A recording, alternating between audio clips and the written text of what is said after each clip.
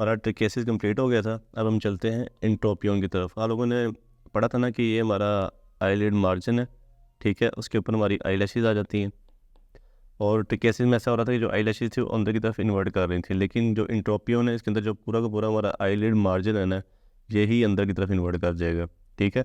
तो इसकी टाइप की तरफ चलते हैं। एक तो पहला आया था कंजेंटल टाइप, ठीक है, कंजेंटल इंट्रोपियन, जिसके अंदर मादी तौर पे ही बच्चा ऐसा पैदा होगा कि जिसके अंदर टार्सल प्लेट के अंदर डिफेक्ट्स आएंगे। स्ट्रक्चर पढ़ा था हमने आईलिड का, तो टार्सल प्लेट बहुत इंपॉर्टेंट स्ट्रक्चर है। टार्सल प्लेट ही इसके स्ट्रक्चर को मेंटेन कर रही होती है आईलिड के, ठीक है।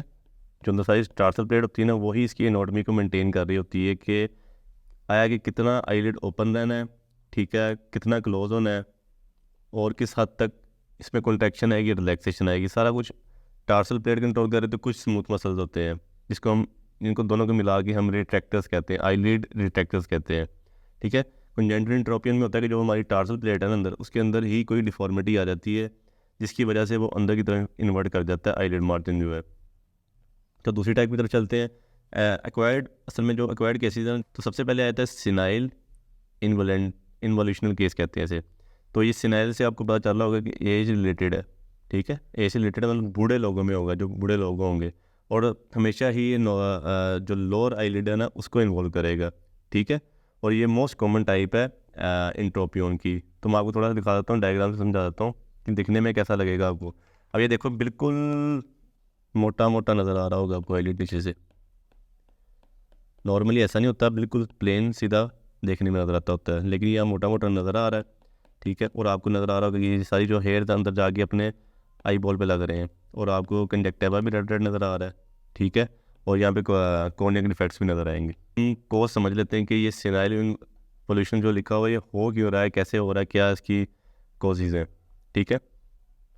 सबसे पहले कोज मैं आप लोगों को बता चुका हूँ कि जो हमारे डिटेक्टर्स होते हैं, जो मतलब इसके अंदर भी टार्सल प्लेट पाई जाएंगी सारे के सारे के अंदर, ठीक है। और इसके अंदर नीचे स्मूथ मसल्स भी होंगे, ठीक है। ये सारे मिलाकर रिट्रैक्टर्स बन रहे हैं, आईलिड के रिट्रैक्टर्स बन रहे हैं कि जो आईलिड को खींच के रख रहे हैं, आईलिड अपनी जगह पे रहे, ठीक है। अगर वो आईलिड के रिट्रैक्टर्स के अंदर एट्रोफी हो जाएगी, एट्रोफी होगी मतलब ये जो रिट्रैक्टर्स हैं ये ख़त्म हो जाएंगे, अपना फंक्शन ही नहीं परफॉर्म करेंगे, तो जारी बात है कि जो आपका जो आईलिड का पूरा मार्जिन है वो बढ़ जाएगा। जब वो बढ़ जाएगा तो वो अंदर की तरफ इन्वर्ट कर जाएगा। हमने रिट्रैक्शन में रखना है ना, एक लेंथ के अंदर रखना है आईलिड को। अगर लेंथ ही इंक्रीज हो जाएगी तो जारी बात है वो अंदर की तरफ इन्वर्ट करना शुरू हो जाएगा, उसकी कोई स्ट्रेंथ ही नहीं रहेगी मसल की।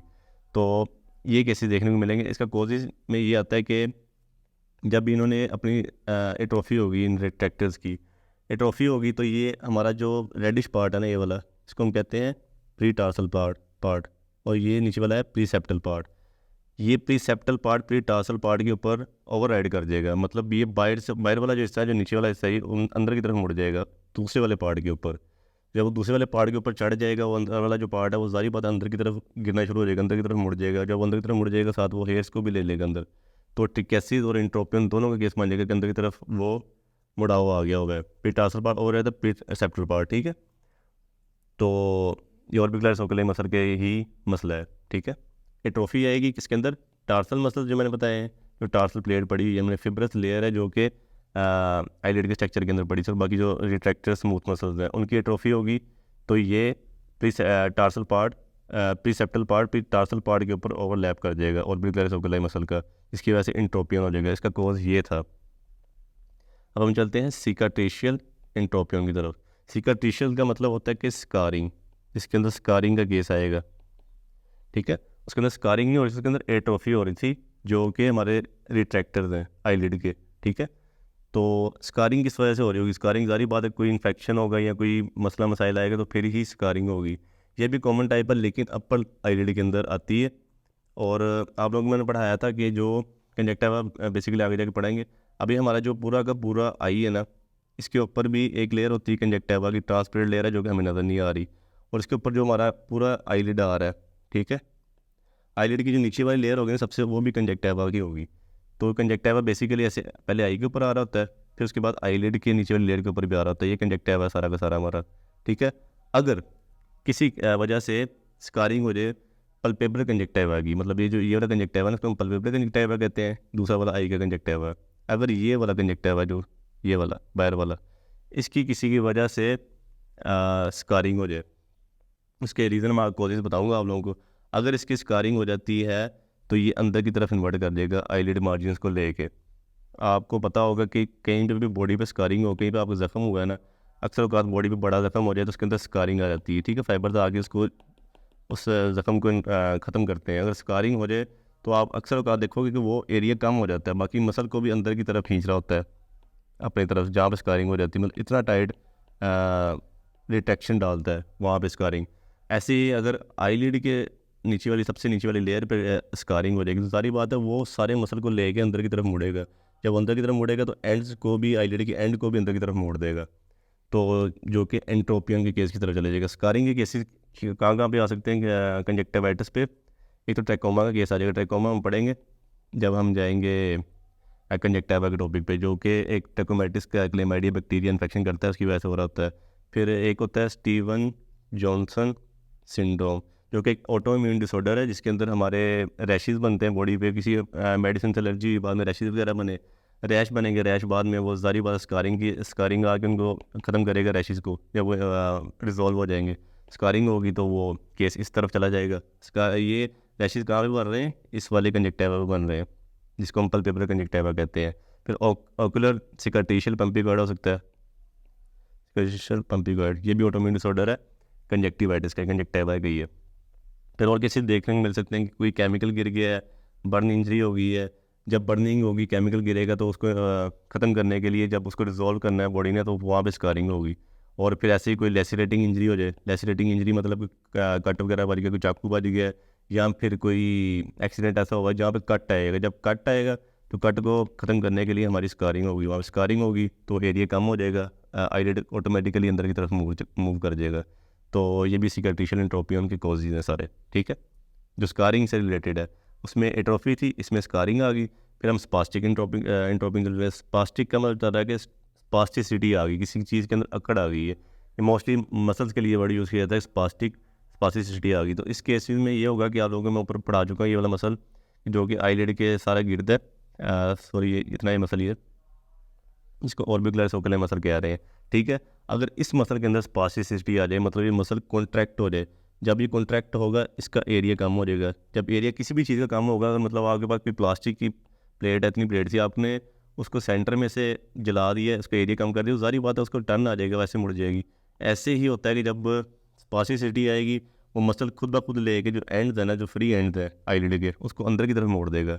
जब अंदर की तरफ मुड़ जाएंगे तो वो स्पास्टिसिटी एंट्रोपियन हो जाएगा।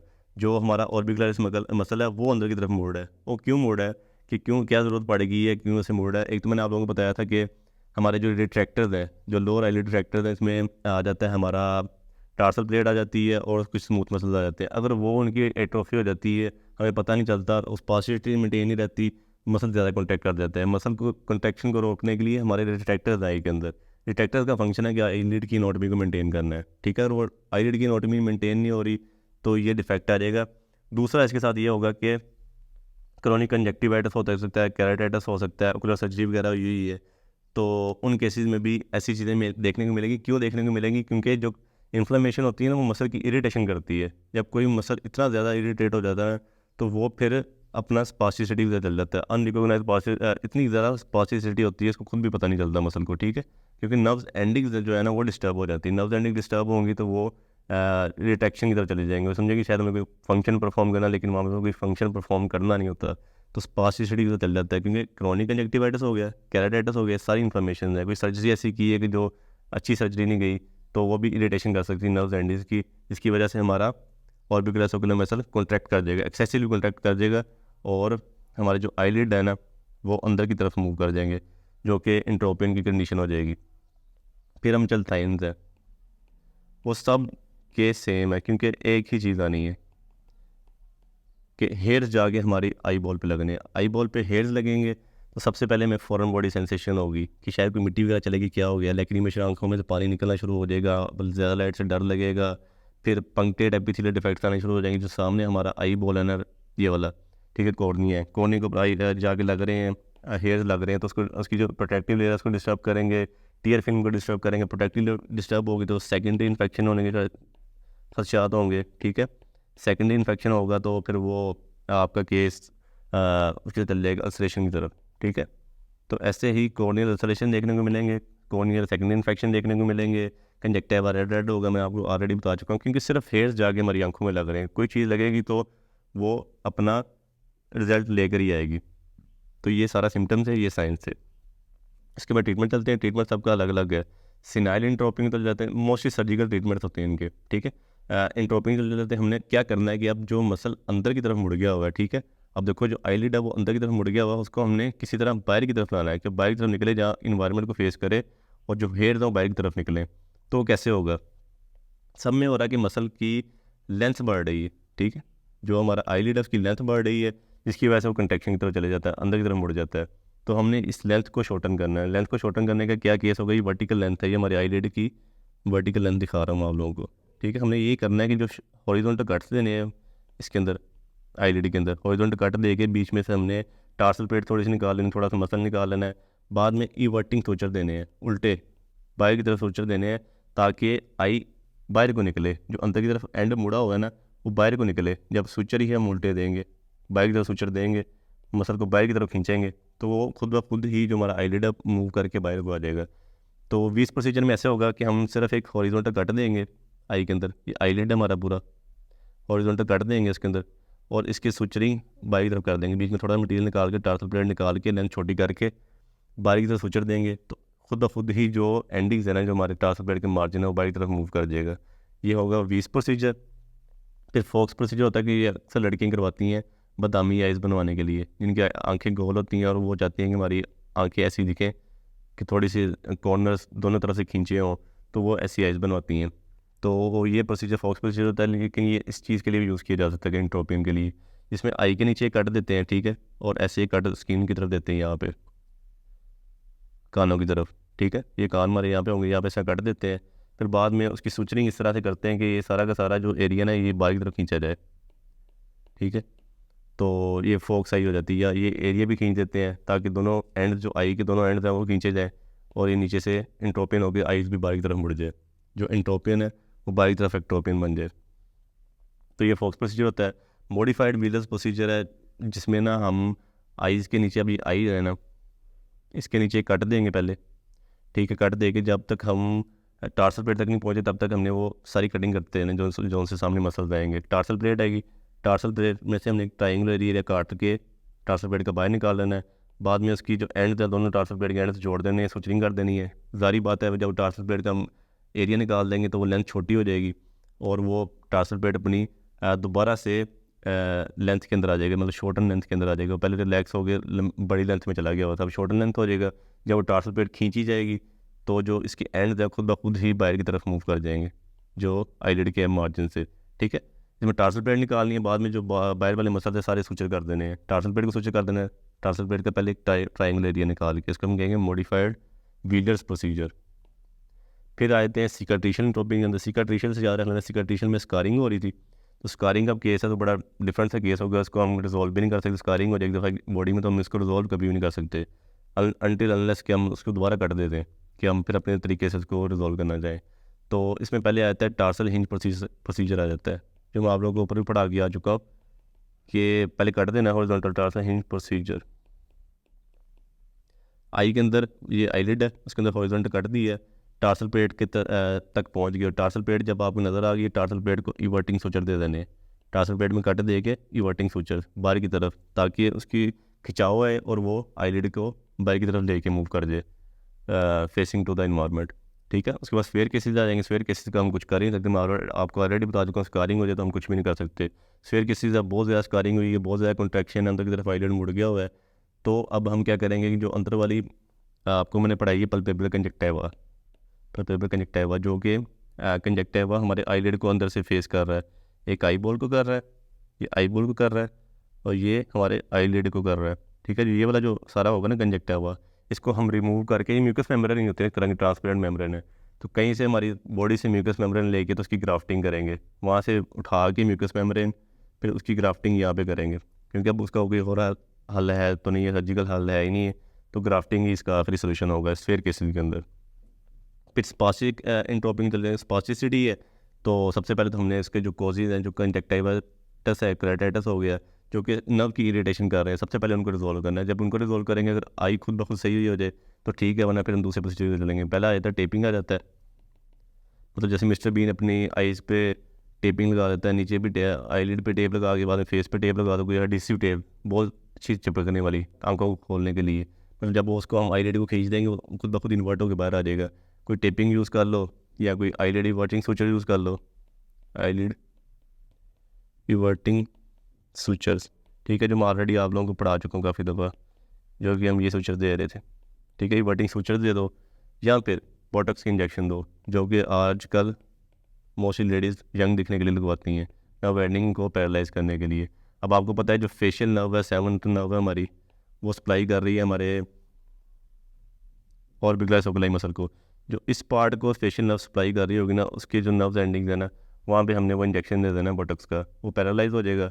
तो जो स्पास्टिसिटी आई हुई थी मसल के अंदर, स्पास्टिसिटी खत्म हो जाएगी, तो ये हमारा स्पास्टिक इंट्रोपियन रिजॉल्व हो जाएगा। फिर लास्ट पे बचता है कंजेनिटल इंट्रोपियन। कंजेनिटल इंट्रोपियन में आप लोगों को बता चुका हूँ कि जो टार्सल पेट के डिफेक्ट्स आ रहे हैं, जो अब नॉर्मल पोर्शन होगा